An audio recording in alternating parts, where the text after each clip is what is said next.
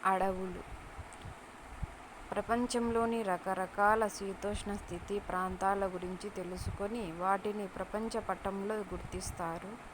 అడవి అనే భావనను అర్థం చేసుకొని సామాజిక అడవులు మరియు వివిధ రకాల అడవులను వర్గీకరిస్తారు. అటవీ నిర్మూలన సమస్యలను విశ్లేషిస్తూ అందుకు గల కారణాలను గుర్తిస్తారు. మానవుని జీవితంలో అడవుల ప్రాముఖ్యతను అభినందిస్తారు. వివిధ రకాల అడవులను సంధించిన సమాచారంతో పట్టికను తయారు చేస్తారు. భారతదేశం మరియు ఆంధ్రప్రదేశ్ పటం నందు ముఖ్యమైన అడవులను గుర్తిస్తారు.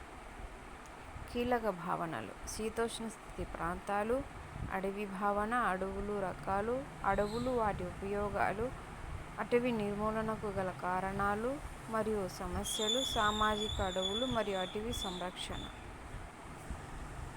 అడవులు